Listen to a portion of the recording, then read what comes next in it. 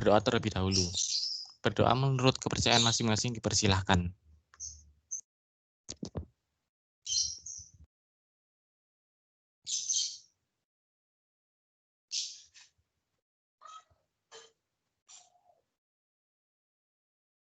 Berdoa selesai.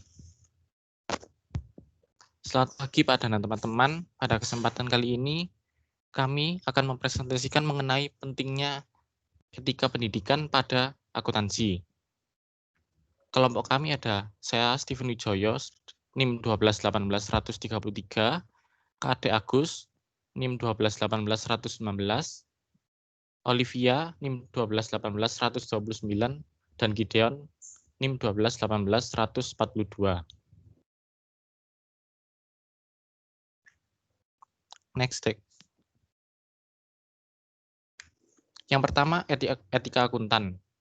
Etika profesi akuntansi merupakan suatu ilmu yang membahas perilaku perbuatan baik dan buruk manusia, sejauh mana yang dapat dipahami oleh pikiran manusia terhadap pekerjaan yang membutuhkan pelatihan dan penguasaan terhadap suatu pengetahuan khusus sebagai akuntan.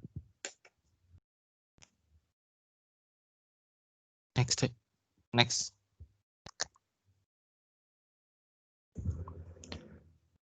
Kemudian tujuan profesi akuntansi yaitu untuk memenuhi tanggung jawabnya dengan standar profesionalisme tertinggi dan mencapai tingkat kinerja tertinggi dengan orientasi yang mengarah kepada kepentingan publik. Dan untuk mencapai tujuan ini, ada 4 hal yang harus diperhatikan, yaitu kredibilitas, profesionalisme, kualitas layanan, dan kepercayaan. Next.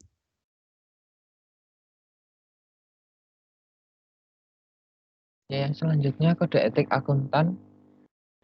Sebagai profesi akuntan pasti kita harus memenuhi kode etik akuntan agar mutu dan kepercayaan para pengguna jasa itu bisa percaya kepada kita. Nah, pengertian kode etik sendiri merupakan sistem norma atau nilai dan aturan profesional tertulis yang secara tegas menyatakan hal yang baik atau benar,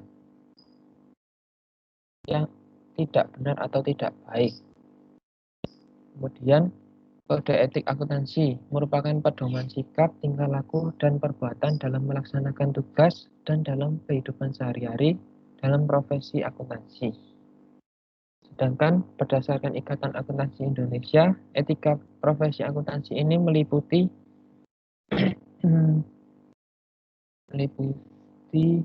semua kaidah dan norma yang mengatur hubungan antara akuntan dengan auditor atau klien ataupun dengan masyarakat.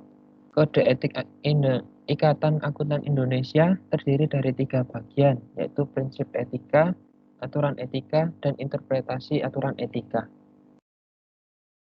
Dan next.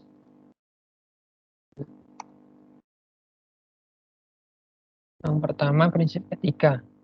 Prinsip ini bertujuan untuk memandu para akuntan agar bisa menjalankan tanggung jawab profesionalnya. Nah, yang pertama, tanggung jawab profesi.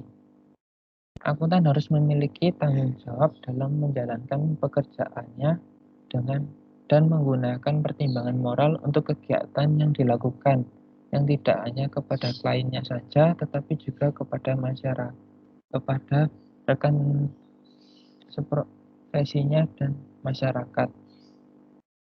Kemudian kepentingan publik. Akuntan menempatkan kepentingan publik sebagai utama dalam menjalankan tanggung jawab mereka dan menjaga kepercayaan publik tersebut. Kemudian yang ketiga, prinsipnya yaitu integritas. Integritas yang tinggi dalam menjalankan profesinya harus dipegang tinggi oleh seorang akuntan agar menjaga kepercayaan publik. Integritas ini mencakup bersikap jujur, berterus terang, tidak curang, serta dapat menerima kesalahan yang tidak tersengaja. Kemudian yang keempat, objektivitas etika profesi akuntansi. Seorang akuntan harus menjaga objektivitasnya dan bebas dari benturan kepentingan dalam pemenuhan kewajiban profesionalnya. Dalam kapasitasnya sebagai auditor, konsultan, pegawai swasta, maupun pegawai pemerintah, maka seorang akuntan wajib menunjukkan objektivitas mereka dalam berbagai situasi. Selanjutnya, kerahasiaan etika profesi akuntansi. Seorang akuntan tidak boleh memberikan informasi pihak maupun jika tanpa persetujuan atau wewenang yang memadai secara spesifik, terkecuali jika mempunyai hak dan kewajiban secara hukum atau profesional yang harus mengungkapkan kerahasiaan itu. Kemudian, kompetensi dan kehati-hatian profesional. Klien akan merasa aman dan meningkatkan kepercayaan kepada akuntan jika ia memiliki kompetensi yang dijelaskan sebelum menggunakan jasa, dan salah satu kompetensi yang paling mendasar yang harus dimiliki semua akuntan tentu saja tahu-tahu tahap-tahap dari siklus akuntansi itu sendiri. Next.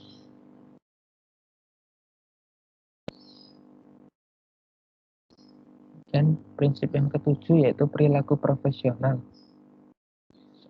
Akuntan yang tidak bersikap profesional seperti selalu tidak tepat waktu, ingkar janji, atau perilaku negatif lainnya akan membuat klien merasa tidak nyaman dan kecewa, yang bisa membuat profesi akuntan menjadi kurang baik secara kolektif. Kemudian, standar teknis etika profesi akuntansi. Setiap akuntan harus melaksanakan pekerjaannya dengan standar teknis dan standar profesional yang telah ditetapkan oleh perundang-undangan yang relevan, yaitu yang telah dirumuskan oleh Ikatan Akuntansi Indonesia. Next. Selanjutnya, aturan etika. Aturan etika kompeten merupakan etika profesional bagi akuntan yang berpraktik sebagai akuntan publik Indonesia. Aturan sendiri ada 5. Yang pertama, independensi, integritas, dan objektivitas. Independensi adalah ketika anggota KAP menjalankan tugasnya, mereka harus mempertahankan sikap mental independen dalam memberikan jasa profesionalnya sebagaimana yang telah diatur dalam standar profesional akuntan publik oleh IAI. Dan pengertian integritas dan objektivitas sendiri yaitu aturan yang harus dipertahankan dan bebas dari benturan kepentingan serta tidak boleh ada faktor salah saji material. Kemudian aturan yang kedua yaitu standar umum dan prinsip akuntansi, yaitu standar yang terdiri dari kompetensi profesional, kecermatan dan kesesamaan profesional, perencanaan dari supervise, dan data relevan yang memadai.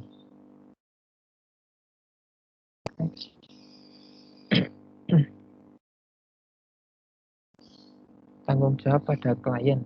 Tanggung jawab yang diberikan pada klien bisa berupa 2 hal, yaitu informasi klien yang dirahasiakan dan fee profesional. Dan yang keempat, tanggung jawab pada rekan seprofesi. Anggota wajib memelihara citra profesi dengan menjaga perkataan dan perbuatan yang sekiranya tidak akan merusak reputasi rekan seprofesi.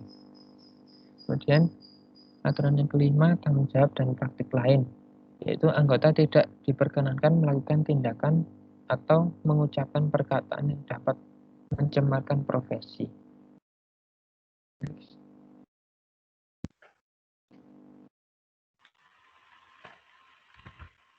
Selanjutnya yaitu interpretasi aturan etika. Interpretasi yang dikeluarkan oleh badan yang dibentuk oleh himpunan setelah memperhatikan tanggapan dari anggota dan pihak-pihak berkepentingan lainnya, yang digunakan sebagai panduan dalam penerapan aturan etika. Selanjutnya, dilema etika. Seorang akuntan dalam menjalankan profesinya akan sering berhadapan dengan dilema etis yang melibatkan pilihan di antara nilai-nilai yang bertentangan. Dalam menghadapi situasi dilema etis seperti ini, maka persepsi etis dan pertimbangan etis akuntan yang berdasarkan pada profesionalisme memainkan peran penting dalam pengambilan keputusan. Secara umum ada 2 kategori faktor yang berpengaruh terhadap perilaku keputusan etis individual, yaitu faktor individual dan faktor situasional. Faktor individual dapat diartikan sebagai hal atau keadaan yang melekat pada pribadi orang secara fisiologi. Sedangkan faktor situasional adalah faktor yang timbul dari luar diri individu. Kelima, sebagai konsekuensi konflik audit karena auditor berada dalam situasi pengambilan keputusan antara yang etis dan tidak etis. Situasi tersebut terbentuk karena dalam konflik terdapat ada pihak-pihak yang berkepentingan terhadap keputusan auditor, sehingga auditor dihadapkan kepada pilihan keputusan antara yang etis dan tidak etis. Selanjutnya, pendidikan etika. Pendidikan etika sangat bergantung pada dasar etika yang dimiliki seseorang. Dasar etika dalam setiap individu berbeda-beda tergantung dari latar belakang, pengalaman, budaya, dan standar moral yang dimiliki seseorang. Oleh karena itu, titik awal pendidikan etika seharusnya berbeda tiap individu. Hal ini juga berlaku dalam pendidikan etika profesi akuntan.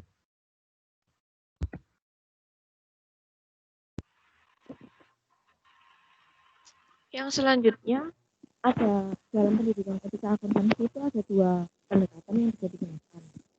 Yang pertama ada pendekatan rule based sama pendekatan principle based. Nah, pendekatan yang rules ini berfokus pada mengingat apa yang boleh dan tidak boleh dilakukan oleh para akuntan berdasarkan kode etik. Sedangkan prinsipal ini lebih menekankan pada prinsip yang fundamental, yang bertujuan untuk melatih akuntan profesional untuk menyadari situasi dan dilema etis, lalu menggunakan pertimbangan etika untuk menghadapi tantangan yang ada. Next.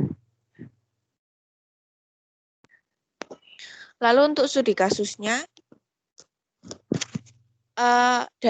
terjadi rekayasa laporan keuangan yang ada pada PT Dutasari Citalaras, di mana direkturnya itu merekayasa laporan keuangannya, merekayasa auditnya. Jadi seharusnya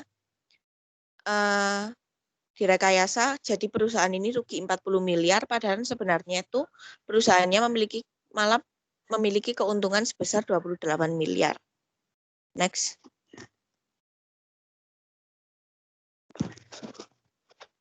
Pembahasannya itu PT DCL ini dapat disimpulkan mereka itu kurang mengikuti 8 prinsip yang tadi dijelaskan Gideon. Nah, 8 prinsip ini mereka seperti yang pertama tanggung jawab profesi. Auditornya kurang bertanggung jawab karena tidak menelusuri bukti yang ada. Jadi auditornya kurang meneliti data-data yang ada, kurang bertanggung jawab atas bukti-bukti yang diberikan sehingga tidak mengetahui adanya faktur pembelian fiktif. Lalu yang kedua kepentingan publik.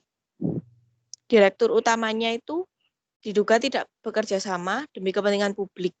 Jadi dia itu mengambil keuntungan untuk dirinya sendiri sebesar 40 miliar itu. Jadi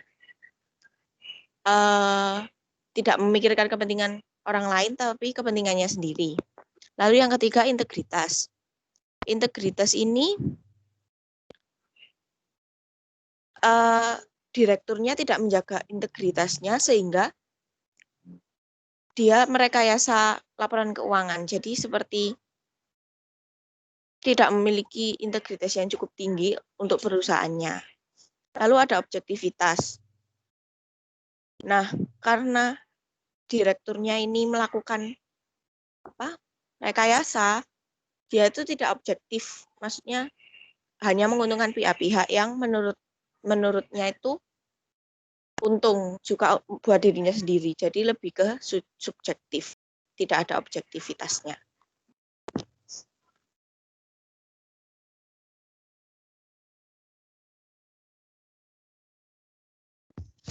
Kemudian yang kelima ada kompetensi dan kehati-hatian profesional. Seharusnya seorang akuntan harus bisa melaksanakan jasa profesionalnya dengan penuh kehati-hatian, ketekunan, dan juga kompetensi. Namun pada kasus ini, PT DCL tidak melaksanakan kehati-hatian profesionalnya. Auditor tidak mengetahui adanya rekayasa pencatatan yang menyebabkan PT DCL yang harusnya untung menjadi rugi. Kemudian yang keenam ada perilaku profesional. Pada kasus ini, direktur dari PT DCL tidak berperilaku profesional. Dengan sengaja, direktur melakukan rekayasa dalam laporan keuangan. Tentu hal ini mendiskreditkan atau merusak nama baik profesinya. Kemudian yang terakhir ada standar teknis. Seharusnya seorang akuntan dapat menjalankan tugas profesionalnya dengan mengacu dan mematuhi standar teknis dan standar profesional yang relevan. Namun pada kasus ini PT DCL terdeteksi memanipulasi penyajian laporan keuangan, yang tentu tindakan ini berkaitan dengan pelanggaran kode etik profesi akuntansi. Sekian dari kelompok kami, terima kasih. Akan kami buka sesi pertanyaan yang pertama. Silakan.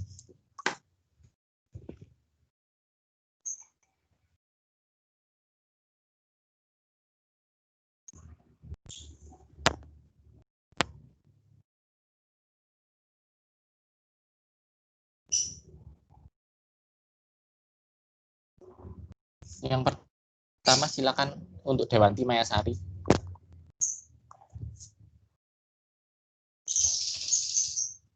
Baik, terima kasih atas kesempatannya. Nama saya Dewanti Mayasari dengan NIM 1218005. Di bagian aturan etika kan tadi ada objektivitas.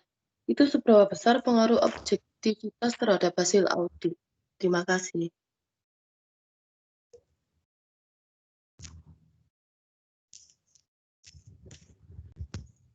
Ya, terima kasih atas pertanyaannya. Yang kedua, silakan Evelyn Larissa. Baik, terima kasih atas kesempatannya. Saya Evelyn Larissa dengan NIM 1218007. Ingin bertanya, tadi kan di slide ditulis tentang kerahasiaan etika profesi akuntansi.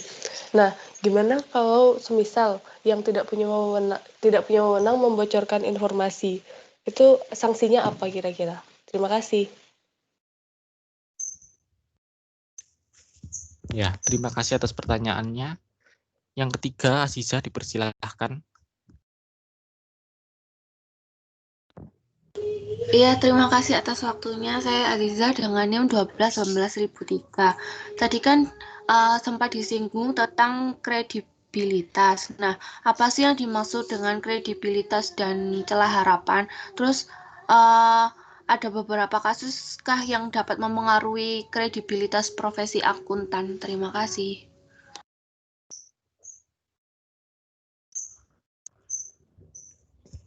Ya, terima kasih atas pertanyaannya.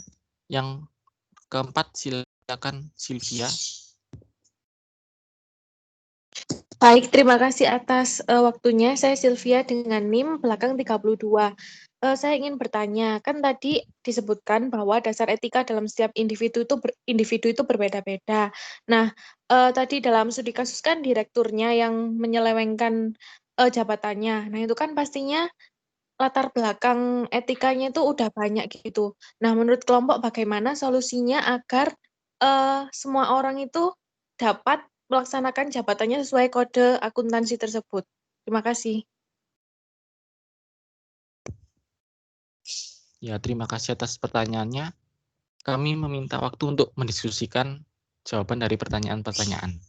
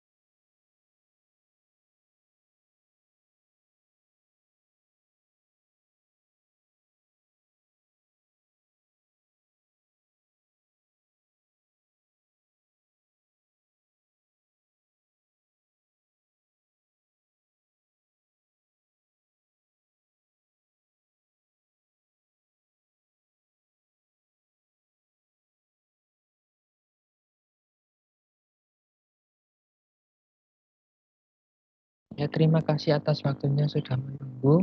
Saya akan menjawab pertanyaan dari Dewanti Maya, pengaruh objektivitas terhadap kualitas audit ya. Seorang akuntan ketika melaksanakan pengauditan harus mampu menempatkan dirinya sebaik dan sebebas mungkin tanpa adanya gangguan dari pihak luar. Jadi seorang auditor dalam menjalankan objektivitas itu harus dapat melaporkan kesalahan yang dilakukan oleh klien tanpa adanya pengaruh dari luar gitu.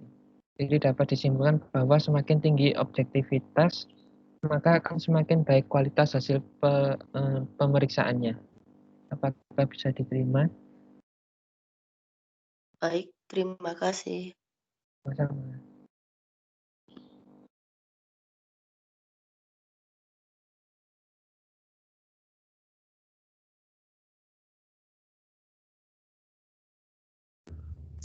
Kemudian saya akan menjawab pertanyaan dari Evelyn Larissa.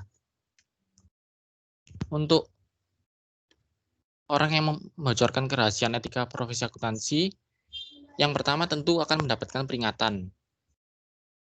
Kemudian jika setelah peringatan masih melakukan pelanggaran, maka ada hukum pidana atau perdata sesuai dengan pelanggaran yang dilakukan. Apa sudah menjawab? Terima kasih kelompok. Sudah.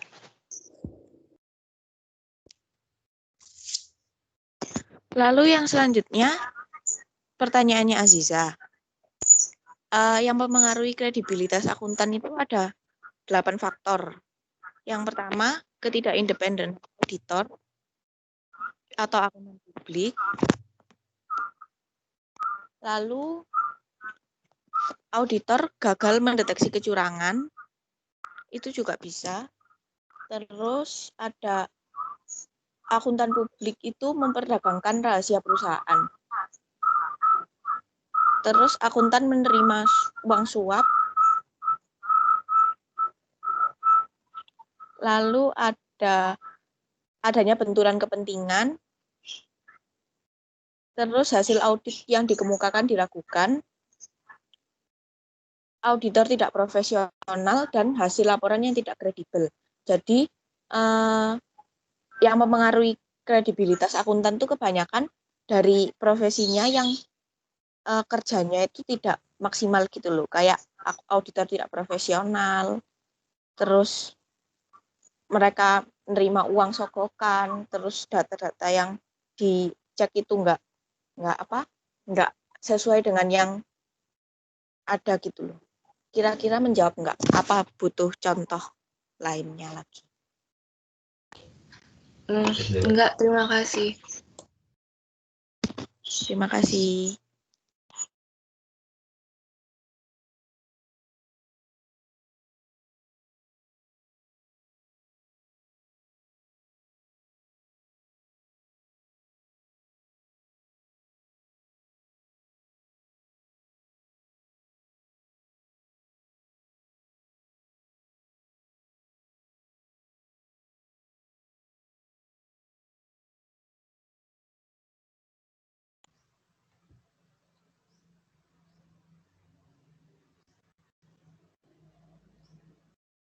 Selanjutnya, saya akan menjawab pertanyaan dari Sylvia, yaitu bagaimana solusi agar semua orang dapat melaksanakan jabatan sesuai dengan etika. Jadi menurut kelompok kami, untuk melaksanakan jabatan sesuai dengan etika, yaitu harus mengikuti pendidikan profesi akuntan yang benar, dan setiap akuntan harus memiliki kesadaran diri untuk melaksanakan tugasnya dengan baik. Apakah sudah menjawab? Sudah, terima kasih kelompok.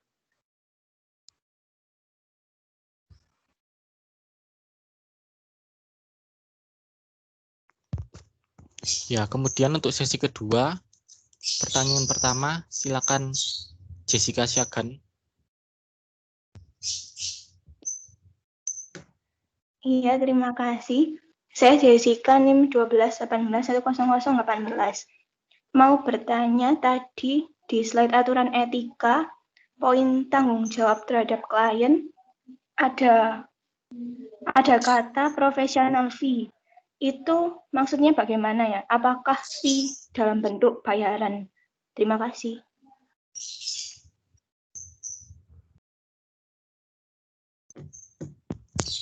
Terima kasih atas pertanyaannya. Kemudian pertanyaan yang kedua, Lukas dipersilakan.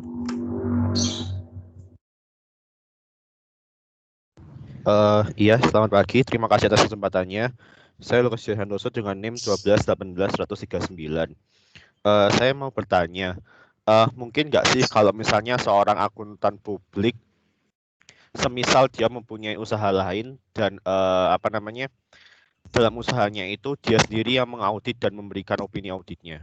Apakah itu mempengaruhi di kredibilitasnya sebagai akuntan publik? Terima kasih.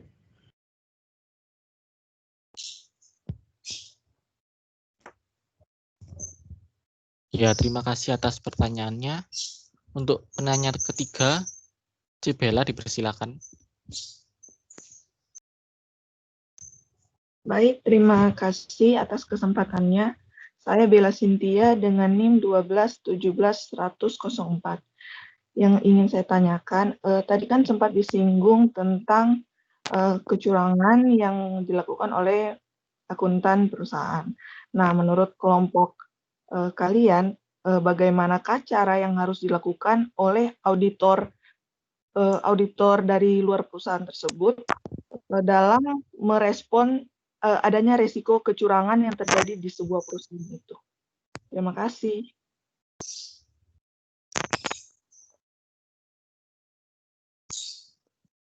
Ya, terima kasih atas pertanyaannya.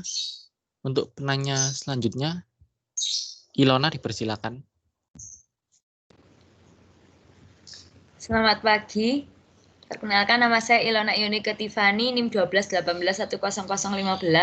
Saya mau bertanya, kalau misalnya seorang akuntan itu melakukan pelanggaran etika yang berat, etika profesi yang berat, apakah dia hanya akan kena hukum pidana perdata atau dia bisa dicabut keprofesiannya?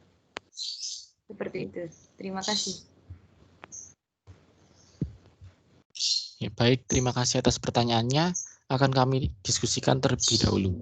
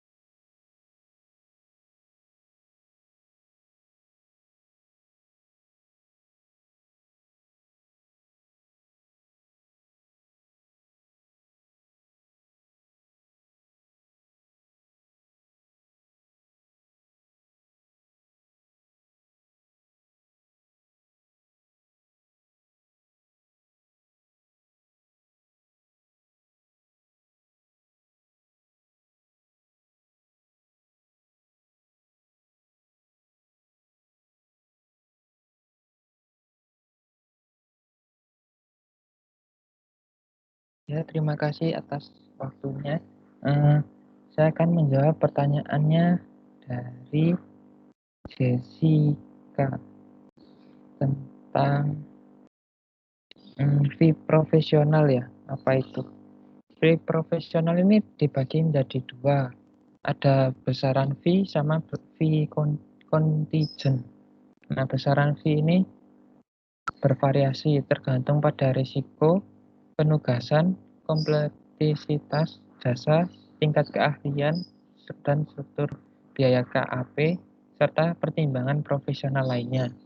Kalau fee contingent ini fee yang sudah ditetapkan tanpa adanya fee tambahan atau yang fee dibebankan, kayak gitu. Pak menjawab. Oh iya, sudah. Terima kasih. Ya, sama-sama.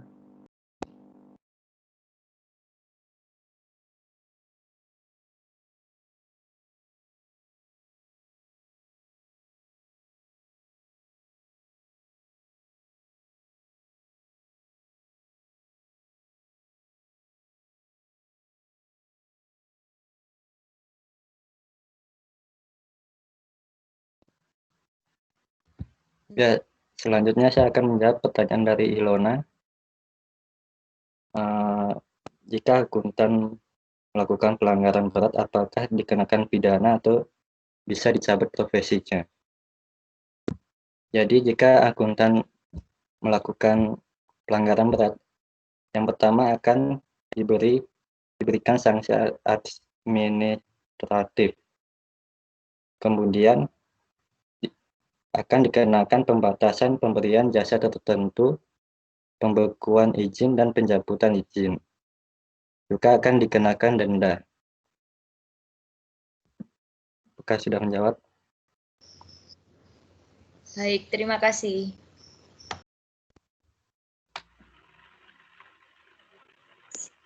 Lalu yang selanjutnya pertanyaannya Lukas. Apakah seorang akuntan yang memiliki usaha itu boleh mengaudit sendiri atau enggak?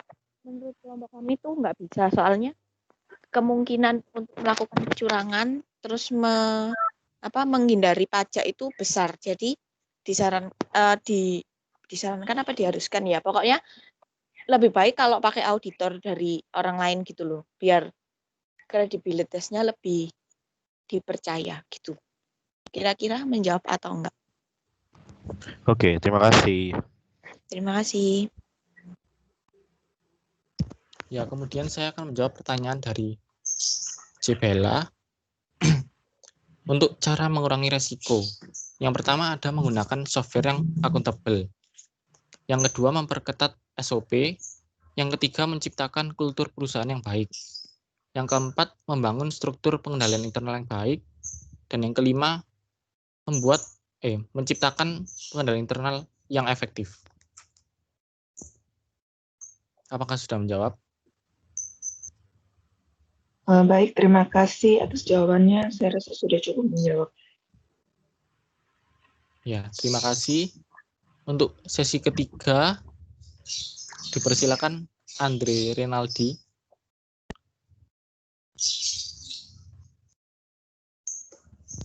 Oke, terima kasih kesempatannya. Saya Andre, NIM belakang 38. Saya mau tanya yang soal dilema etika akuntansi tadi. Nah, secara umum biasanya kalau ada dilema seorang akuntan itu akan berpengaruh ke pekerjaannya langsung gitu loh. Anggapannya semisal dia lakukan ini, karirnya dia rusak, tapi kalau dilakukan itu salah. Nah, menurut kelompok bagaimana sikap yang harus dipilih oleh akuntan ketika ia menghadapi dilema seperti itu? Terima kasih.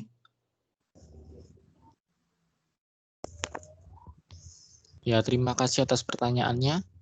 Untuk penanya kedua, Fajar dipersilakan.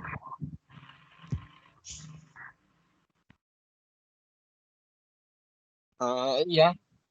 Nama saya Fajar dengan NIM 1218-1009 mau bertanya. Secara histori pelanggaran etik dalam profesi akuntansi yang terberat itu apa ya? dan kenapa pelanggaran itu terjadi. Sudah.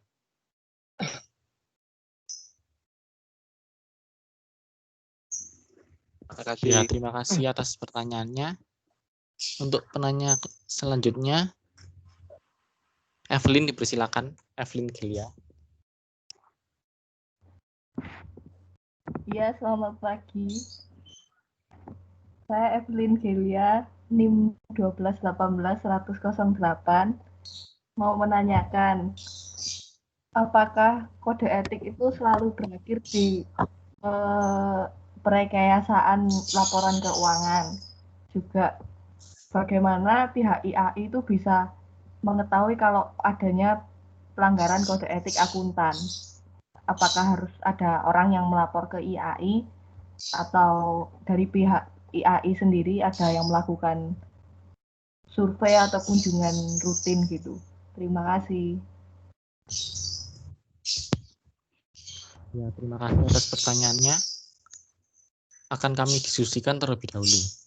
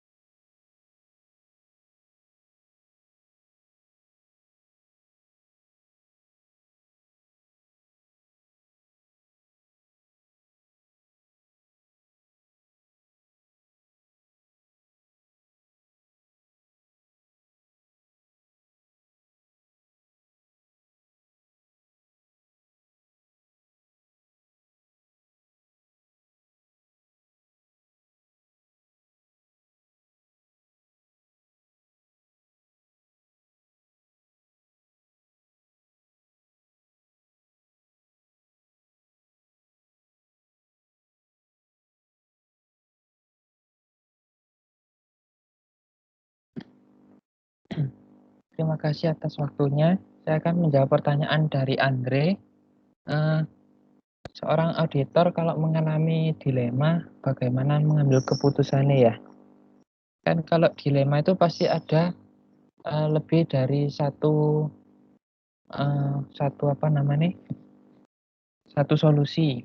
Makanya kok dilema. Nah, menurut kelompok kan pasti gak semua tugas diserahkan ke auditor semua keputusan itu. Nah, pasti kan ada minimal 3 lah. Auditor, akuntan publik, sama pebisnis tersebut. Nah, mereka itu harus saling bekerja sama gitu untuk memutuskan keputusan yang terbaik yang mana. Nah, menurut kelompok juga keputusan tersebut lebih baik diambil menurut pendekatan normatif kayak gitu. Soalnya kan pendekatan normatif berdasarkan agama, jadi pasti yang lebih baik yang mana kayak gitu. Apakah bisa menjawab? Mantul, Gan. Terima kasih. Terus yang selanjutnya menjawab pertanyaannya Evelyn. Pertanyaannya tadi kan apakah pelanggaran itu hanya laporan keuangan aja? Terus bagaimana cara IAI mengetahui? Nah, kalau menurut kelompok kami pelanggaran itu nggak cuma rekayasa laporan keuangan, tapi bisa yang lain, kayak misalnya ada menyalahgunakan wewenang, terus menerima hadiah itu juga pelanggaran, terus melakukan tindakan yang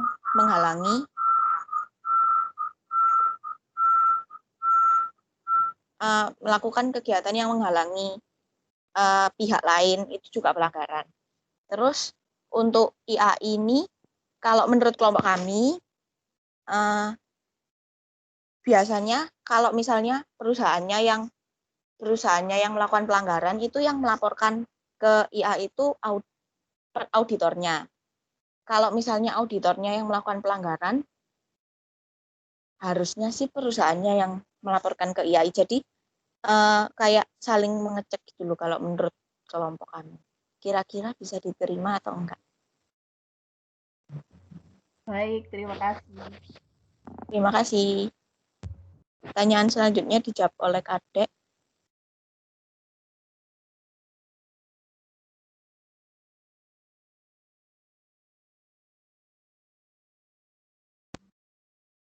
Ya, selanjutnya saya akan menjawab pertanyaan dari Fajar, yaitu pelanggaran etik berat dalam profesi akuntansi itu apa? Yang pertama yaitu kasus Jiwasraya, di mana pada tanggal 10 Oktober 2018 Jiwasraya mengumumkan tidak mampu membayar klaim polis JS Saving Plan yang jatuh tempo sebesar 802 miliar rupiah.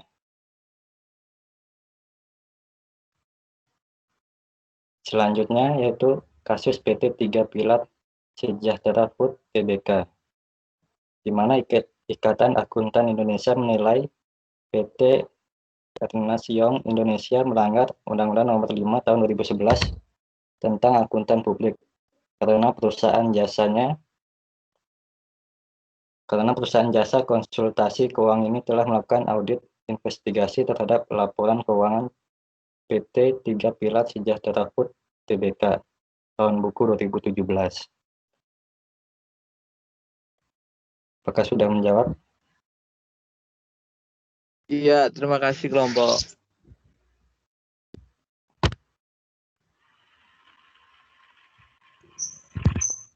Ya, sekian dari presentasi dari kelompok kami. Kami memohon maaf jika ada salah kata yang kurang berkenan. Terima kasih.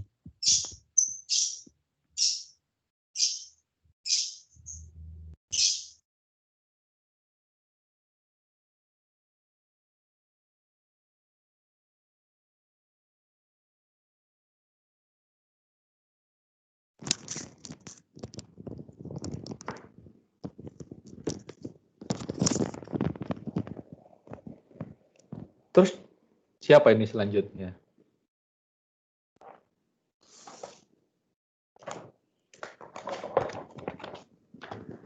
Cek 1, 2, 3.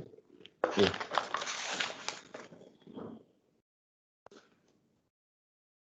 Kok nggak dikembalikan ke saya, jadi saya terus bingung nih ya. Oke. Ya, terima kasih untuk kelompok yang sudah menyajikan the needs atau kebutuhan atau pentingnya pendidikan etika bisnis dan profesi bagi akuntan. Nah, ya ini masukan aja. Jadi kalau akuntan itu kita bercerita tentang akuntan kan sebenarnya bukan hanya akuntan publik, tapi nggak tahu kenapa terus kemudian banyak yang terjadi di dalam diskusi ini baik oleh penyaji maupun oleh terutama oleh yang penanya. Ini kok lebih banyak yang ditanyakan tentang akuntan publik, padahal kan kita bilang pendidikan etika bisnis dan profesi untuk akuntan. Jadi akuntan itu kan ada banyak. Jadi akuntan itu sebenarnya secara profesi itu dibagi 4 gitu ya. Ada akuntan pendidik, itu kemudian ada akuntan internal atau yang biasa disebut dengan auditor internal, padahal sebenarnya bukan hanya auditor internal, tapi kalau auditor internal itu, akuntan internal itu di dalam perusahaan atau akuntan manajerial itu mulai dari yang menyusun sampai yang mengaudit di internal kondisi di dalam perusahaan. Terus kemudian ada akuntan publik yang sifatnya memang luas dari dia urusannya dengan hal-hal yang verifikasi laporan keuangan. Terus yang kemudian yang keempat itu baru ada akuntan pemerintahan. Nah, akuntan pemerintah itu mulai dari akuntan pajak, BPK dan sebagainya gitu ya. KPK dan sebagainya itu adalah termasuk di akuntan pemerintah. Jadi ada 4 minimal itu 4 itu yang dibahas. Tapi ternyata kenapa nggak tahu merujuknya akhirnya lebih banyak akuntan ini ya yang banyak yang ditanyakan adalah lebih banyak akuntan publiknya.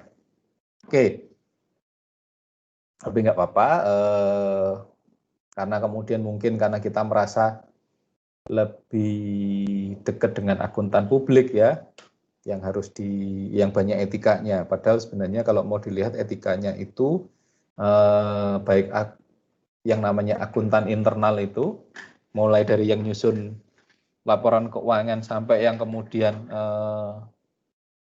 melakukan audit internal, semuanya ada kode etiknya.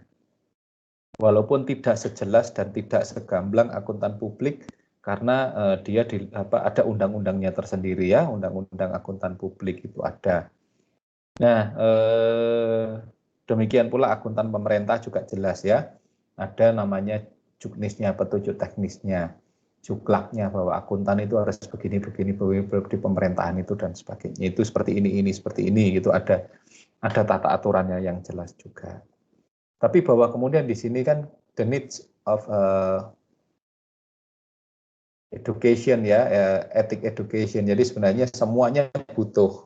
Berarti yang namanya akuntan itu semuanya harus mendapatkan pendidikan tentang kode etik, harus mendapatkan pengetahuan bahwa apa yang boleh dan tidak boleh dilakukan, yang kemudian baik atau tidak baik di dalam kegiatan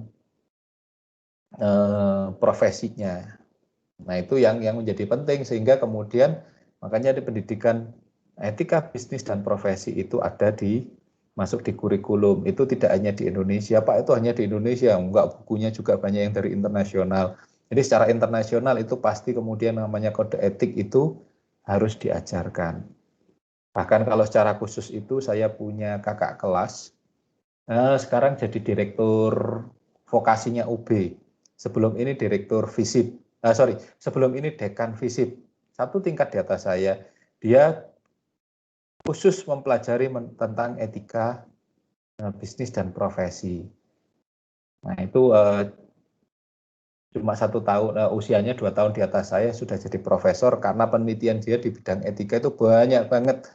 Contoh bagaimana penyelewengan, katakanlah kasus-kasus yang terjadi di Indonesia banyak, jadi penelitiannya dia banyak banget, cepat jadi profesor. Selain memang doktornya dia sudah saat masih muda jadi doktor. kecepatan dia melakukan penelitian. Karena apa? Contoh kasus yang dia dapatkan dari penelitian-penelitian di Indonesia itu baik di akuntan internal, akuntan publik, akuntan pemerintah, maupun di akuntan pendidik itu banyak. Nah, sebenarnya tujuannya etika itu apa sih? Sebenarnya bagaimana kita berperilaku etis. Sebenarnya berperilaku etis itu apa sih? Yaitu tadi yang sudah disebutkan oleh Olivia ya, ada 8 ciri orang itu yang kemudian berperilaku etis. Dia harus independen. Ada kemudian sikap independen itu sudah jadi nilai khusus dari akuntan. Jadi akuntan apapun kita itu harus independen, artinya kita tidak bisa dipengaruhi dan tidak boleh dipengaruhi oleh siapapun. Ada kredibilitas, bagaimana mereka harus menjaga kredibilitas profesional mereka, menjaga nama mereka. Ada integritas. Integritas itu apa sih? Integritas itu bahasa omongnya, enaknya omong itu apa yang dia lakukan sama yang dia kerjakan itu sama dengan apa yang diomongkan. Jangan kemudian omongnya itu so idealis, tapi sebenarnya kelakuan dia seenaknya dan sebagainya. Itu ada banyak ya, ada 8 itu, ada contoh-contoh yang sudah disebutkan dan sudah dijelaskan oleh Olivia dengan baik. Nah, apakah itu penting ya? Penting banget. Tapi di kelompok ini tadi ada sedikit kritik ya dari saya, itu ada yang miss. Karena bahwa kemudian pendidikan itu penting, tapi kalau kemudian dia tidak punya locus of control. Padahal di sini dibahas tadi ya mengenai locus of control. Ada locus of control internal, ada locus of control eksternal. Apa artinya locus of control? Locus of control itu bagaimana sebenarnya lebih kepada penilaian diri sendiri.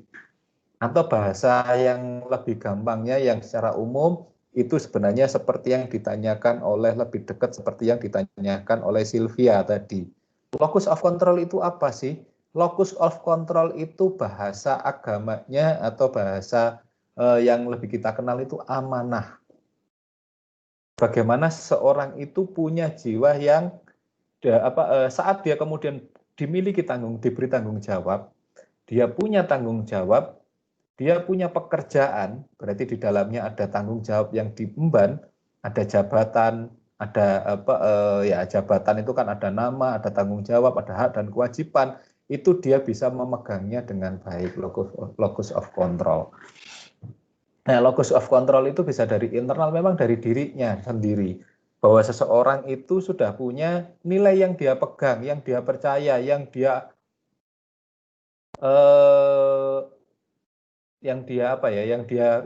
percayai gitu ya, yang kalau bahasa yang lain lagi dia ugemi gitu ya, yang dia pegang gitu ya, itu pasti punya orang itu, entah itu nilai dari agama, entah itu nilai sosial, entah nilai apa, itu sudah hal yang jadi locus of control-nya dia internal itu. Sedangkan eksternal itu dari mana dapatnya? Itu internal itu locus of control internal itu dari proses-proses pendidikan, dari proses-proses pengajaran yang selama ini dia dapat, entah itu dari lingkungan ada yang di sekolah, ada yang di gereja, ada yang di masjid, ada dimanapun tempat ibadah dan sebagainya, itu yang kemudian tiap hari dia dengarkan, itu kemudian terinternalisasi. Jadi nilainya sendiri dia pegang. Sedangkan locus of control eksternal itu nilai-nilai yang dia pegang karena kemudian ada proses indoktrinasi ya. Contohnya saat kemudian dia masuk di perusahaan, terus kemudian perusahaan itu punya budaya, punya nilai tertentu yang harus dipegang dan dipertahankan. Nah, itu dari penilai perusahaan itu, terus dari sekitar tempatnya dia berada dan sebagainya, itu nilai-nilai itu terinternalisasi, itu asalnya. Kemudian apa yang muncul? Itu yang kemudian saat dia bekerja, locus of control itulah yang menjadi benteng dia, yang menjadi suara hatinya dia untuk dia berkata ya atau tidak saat terjadi kecurangan. Nah, ini kalau saya sambungkan dengan apa yang ditanyakan oleh Sylvia. Kalau saya tadi kan itu apa dengan jabatan, kalau saya jabatan yang amanah sesuai dengan kode etik. Nah, itu jawabannya ini langsung saya tulis di sini locus of control. Sayang tidak dijelaskan oleh kelompok ini, walaupun ada di makalah dan saya nggak tahu di presentasinya kayaknya juga kelewatan. Padahal itu hal yang penting. Atau mungkin karena bingung ya, locus of control itu apa gitu ya. Nah, nilai etika ini seberapa banyak yang kita dapatkan juga yang kita dapatkan dari pelajaran kuliah etika bisnis ini nanti yang kemudian menjadi masukan bagi Anda dan kemudian suara hati nurani Anda lah yang jadi kemudian locus of control. Nah, ini kemudian kalau di fraud itu bahwa ternyata kalau kecurangan terjadi itu ada 4 penyebab. Apa? Kalau sudah dasarnya greedy, ya sudahlah dia memang akan greedy selamanya. Berarti apa? Dia locus of control-nya lemah. Terus kemudian apa? Dia locus of control-nya kuat, tapi dia kena pressure, tekanan dari atasan. Atasan mengharuskan dia melakukan berbuat curang. Kalau dia nggak berbuat curang, ya dia akan kehilangan pekerjaan. Nah, itu juga jadi tekanan tersendiri, pressure itu. Ya, ada yang memang kemudian dia karena butuh dan sebagainya, ada opportunity, ada kesempatan, cari kesempatan. Kalau tidak ada kesempatan dia diam aja, kalau ada kesempatan dia akan ambil kesempatan itu berbuat curang. Nah, itu yang orang-orang ambil kesempatan atau orang-orang oportunis. Beda dengan yang greedy. Kalau greedy itu ada nggak ada dia akan cari-cari kesempatan karena memang dasarnya dia greedy. Ya, kalau bahasa yang lain itu memang orang dasarnya dia pecinta mahmon. Kalau sudah memang orang itu pecinta uang itu adalah bagi dia adalah segala-galanya yang dia tuhankan, pasti dia akan cari-cari. Atau kalau bahasa pasarnya itu ya dasarnya ancen sudah udah bajingan, udah yauluk lah dia itu memang alihnya dalam hal mencuri gitu ya.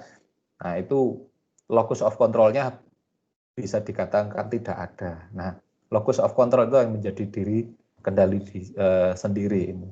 Ini yang sudah ditanyakan oleh Silvi sekaligus untuk menjawab pertanyaan Silvi. Jadi kayak begitu, locus of control lah yang menjaga kita. Jadi kita punya jiwa internal loh. Ada nggak Pak gitu? Ada. Ya dulu ada sih.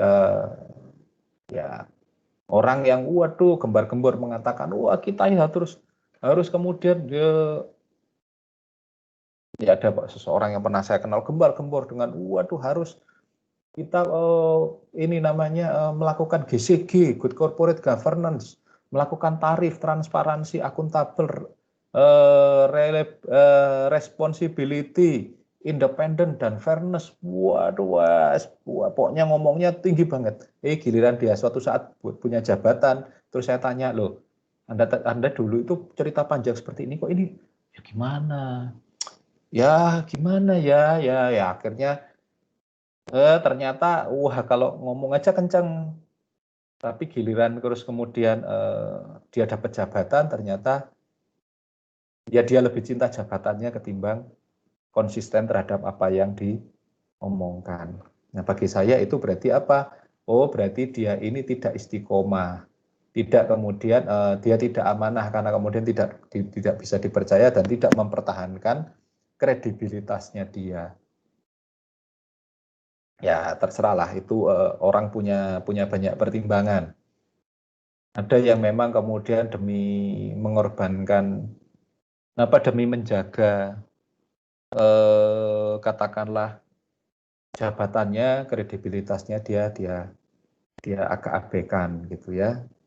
Nah, itu saya juga menjawab pertanyaan dari Aziza, kredibilitasnya kayak gimana dengan celah harapan tadi itu. Dia bisa dipercaya tidak? Amanah itu bisa dipercaya. Kalau kredibel itu apakah pekerjaannya memang betul-betul dia jaga betul? Nah, sebenarnya pertanyaannya bagus-bagus. Yang dari Dewanti, Aziza, Silvi itu langsung menohok kepada permasalahan inti dari pentingnya pendidikan profesi akuntan. Nah, kalau kemudian kita ngomong pertanyaan dari Evelyn, ada kebocoran informasi. Sebentar, kebocoran informasi ini memang bocor atau bocor karena orang itu memang sengaja ingin membocorkan atau kemudian karena ada kecurangan itu harus ada kemudian yang dibocorkan. Jadi ada yang Kalau memang nggak ada apa-apa, terus kita kemudian ngember ke sana kemari, berarti ada yang salah dengan karyawan tersebut. Dasarnya ngember. Tapi kalau di dalam itu memang ada yang salah dan itu kemudian harus disampaikan keluar, itu namanya whistleblower. Kewajiban dari orang yang tahu di dalam perusahaan ternyata ada yang salah, ada yang tidak benar, malah harus. Kalau dia tidak sampai kemudian mengungkapkan, tidak membocorkan rahasia perusahaan, berarti sebenarnya dia adalah dia menjadi orang yang setuju.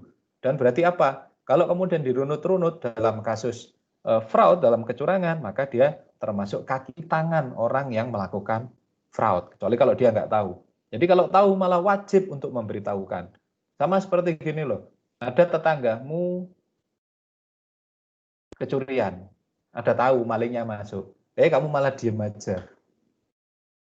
Nah itu kan, nah ternyata seperti itu ya yang paling banyak siapa yang melakukan? Mahasiswa.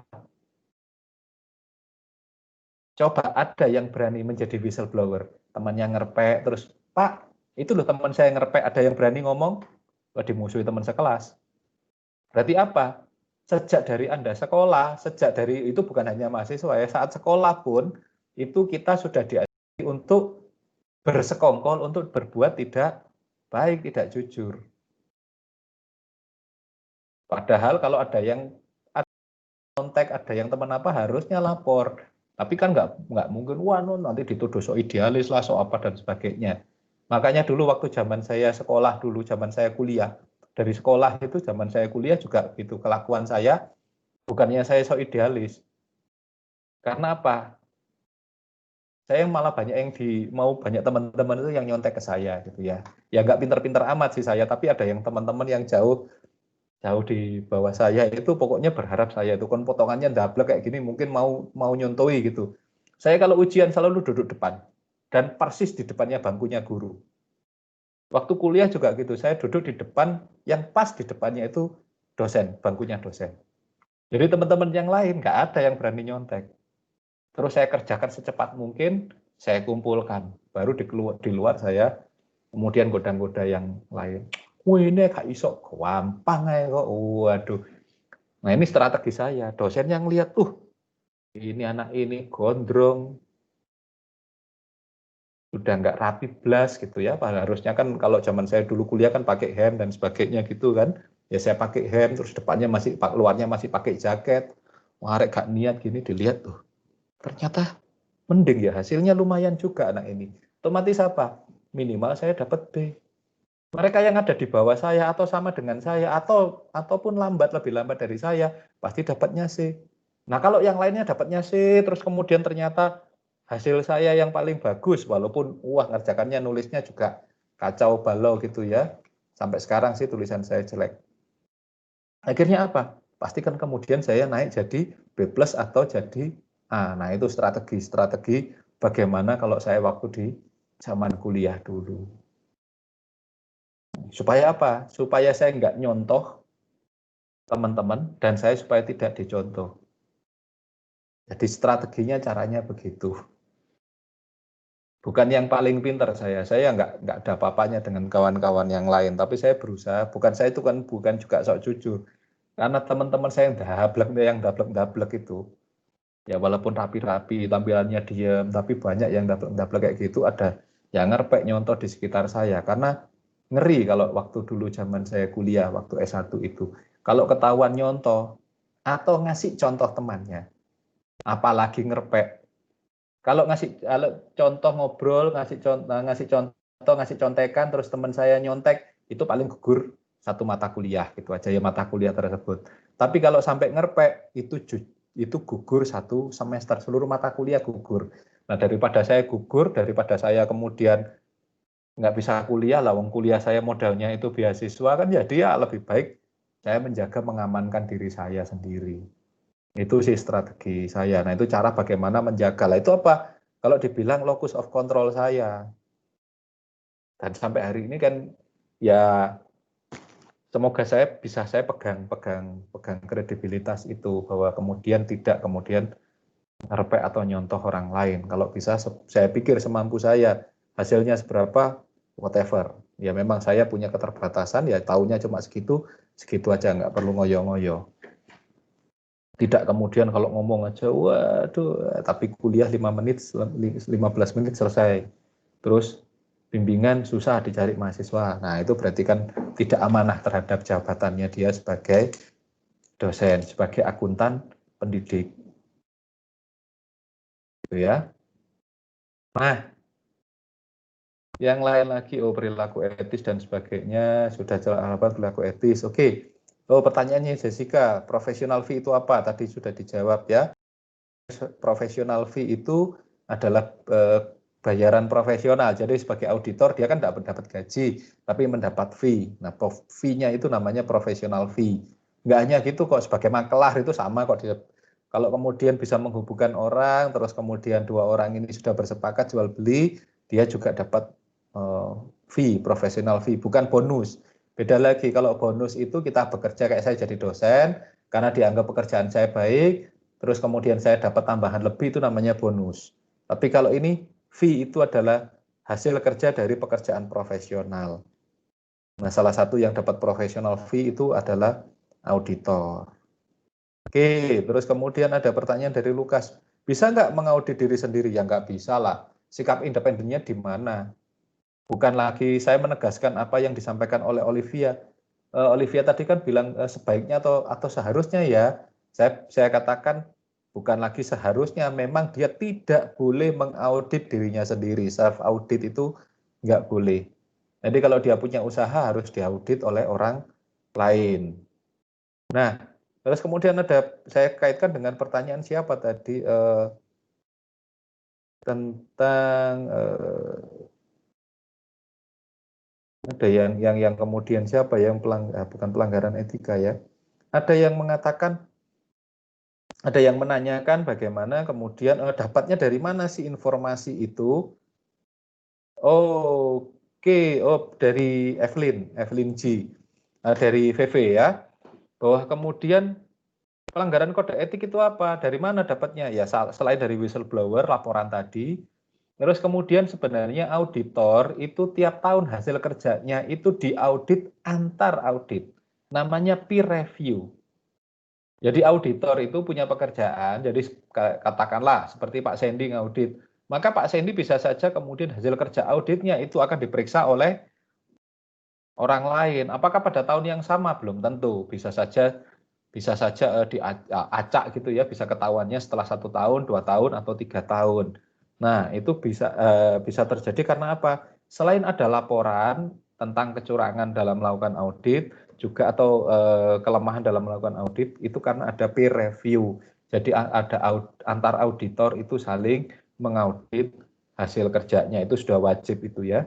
Itu wajib dilakukan peer review. Jadi sangat mungkin ketahuan kalau dia melakukan kesalahan atau kecurangan. Nah, ada yang Fajar tadi nanya, pelanggaran etika tadi sudah dijawab ya, ada sanksi administratif sampai kemudian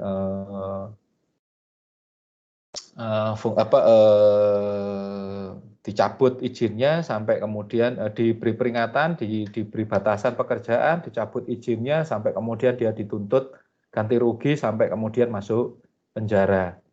Nah, kalau pelanggaran yang terbesar, pertanyaannya Fajar, kalau yang gede, kasus yang gede di dunia ini yang pernah terjadi di Enron, itu kasus di Enron itu ya, sampai sebuah perusahaan yang sebenarnya itu jelek, dibuat bagus, dan kemudian ternyata bangkrut. Nah, itu ruginya hanya beberapa juta dolar gitu ya. Nah, itu yang kemudian, billion bahkan miliar dolar. Jadi triliunan kalau di Indonesia ruginya, hampir ya katakanlah nilainya itu hampir 10%-nya dari APBN-nya Indonesia itu. Itu yang terjadi di Enron, kasus yang terbesar secara di dunia sampai hari ini. Sehingga itu kemudian menjadikan yang namanya akuntan publik terbesar saat itu, Arthur Andersen, itu terpaksa harus dicabut. Orangnya juga diberi tuntutan, diberi hukuman 3 kali, karena dia kan tidak membunuh orang ya, tapi merugikan orang, dia diberi hukuman 3 kali seumur hidup. Jadi kalau dia mati, dihidupkan lagi, mati, dihidupkan lagi, mati, dihidupkan lagi, itu semuanya masuk di penjara terus. Ya, 3 kali seumur hidup berarti kan nggak mungkin keluar dari penjara gitu ya. Nah, sampai sebesar itu dan kemudian akhirnya memunculkan yang namanya Sarbanes-Oxley Act SOX yang di Amerika yang kemudian itu mendasari, jadi karena kasus si Enron itu kemudian sama si Arthur Andersen akuntan yang menata itu, dia dia terbesar saat itu di dunia, kemudian runtuh dan kemudian memunculkan yang namanya teori baru yang disebut yang sekarang kita kenal dengan GCG, Good Corporate Governance, jadi kendali diri dari dalam perusahaan sendiri. Nah itu yang terbesar yang pernah ada di dunia ya, kasus Enron. Kalau di Indonesia itu ada banyak sebenarnya. Salah satunya itu dikeluarkannya dulu Telkom, PT Telkom itu pernah masuk ke Singapura dan Wall Street. Bayangin, dia perusahaan Indonesia pertama yang bisa tembus ke Wall Street. Tapi umurnya cuma setahun karena tahun selanjutnya ketahuan bahwa ternyata melakukan manipulasi laporan keuangan, melakukan penggelembungan aset, sehingga Telkom itu dikeluarkan didepak dari PT Telkom, jadi didepak dari Wall Street, dari Amerika, terus kemudian dikeluarkan juga dari Singapura, terus ya hanya boleh di Indonesia pun kena suspend. Jadi ya ada banyak kok yang kasus-kasus besar yang tidak hanya kemudian yang terakhir ini kan yang kelihatan sekali kan Jiwasraya, itu yang akuntan publiknya juga melaporkan keuntungan padahal perusahaannya lagi bermasalah karena investasi di tempat yang lain ya, investasi di tempat bodong. Nah, itu yang pelanggaran-pelanggaran terbesar. Jadi yang paling gede kasusnya adalah Enron. Indonesia pernah mengalami yang kasus gede dan memalukan itu Telkom. Yang terakhir aja Jiwasraya. Tapi kalau Jiwasraya kan nggak ada masalah ya, karena itu ditalangi oleh pemerintah. Terus kemudian dibayari oleh pemerintah. Jadi nasabahnya dibayari pagi ya, dibayar ulang. Tapi akibatnya apa? Akibatnya ada beberapa banyak akuntan besar yang kalau seperti Arthur Andersen itu hilang dari peredaran. Kalau yang lain seperti kasusnya Telkom itu ada sang akuntannya yang salah satu anggota Big Four ini kemudian sampai menutup kantor akuntannya, terus kemudian dia hanya menjadi akuntan pendidik saja. Jadi ya saking malunya ya, karena kemudian kasus besar itu terjadi itu ya. Ada banyak hal sebenarnya kalau dalam etika ini. Kalau yang kecil-kecil banyak sih, dan sebenarnya masih banyak yang nakal, kemudian kayak katakanlah kemudian dia akuntan publik, anggotanya KAP apa, tapi kemudian dia mencari dapat klien sendiri, dia pakai bendera KAP yang lebih kecil, itu sebenarnya pelanggaran etika juga. Ada banyak, kalau itu masih banyak operasional yang stringer, kecuali kalau kemudian saya sebagai akuntan internal, saya pernah punya latar belakang sedikit di akuntan publik, terus kemudian ada yang meminta saya membantu di khusus lah, katakanlah apa audit khusus, tapi kan ada AP maupun KAP yang melindungi saya, nggak apa-apa, karena kan saya ikut, jadi katakanlah saya menjadi pekerja lepas atau kontraktor dari AP atau KAP tersebut, itu nggak apa-apa. Tapi yang nggak boleh itu kan dia katakanlah kerja sebagai di perusahaan A, tapi terus kemudian dia cari klien sendiri, terus kemudian dia dapat dan dia mengaudit, dia cari bendera yang lebih kecil supaya bayarnya lebih murah, dia kemudian ikut katakanlah S, KAPS. Jadi ya dia sebenarnya melakukan dia karyawannya A, tapi dia mengerjakan menjadi KAPS, itu yang nggak boleh. Nah, kayak begitu-begitu itu yang pelanggaran etika yang kecil-kecil itu seperti itu, karena kemudian yang kecil-kecil ini yang nanti akan kemudian bisa jadi pelanggaran yang lebih besar. Kira-kira begitu garis besarnya. Mungkin kawan-kawan ada yang ditanyakan tentang etika bisnis dan profesi, khususnya etika akuntan. Ini kan kita sudah masuk ke etika-etika akuntan. Oke? Ada yang lain yang ditanyakan? Kalau tidak ada, minggu depan siapakah dan membahas apakah yang akan maju?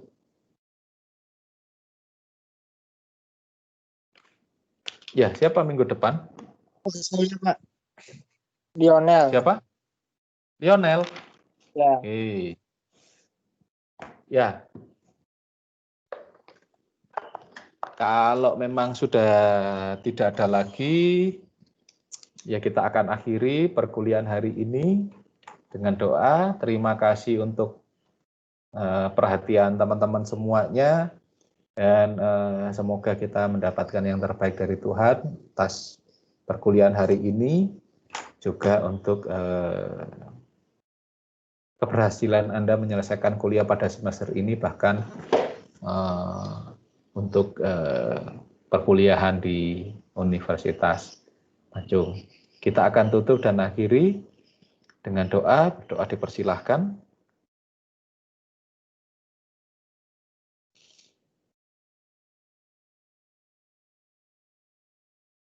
Oke, terima kasih.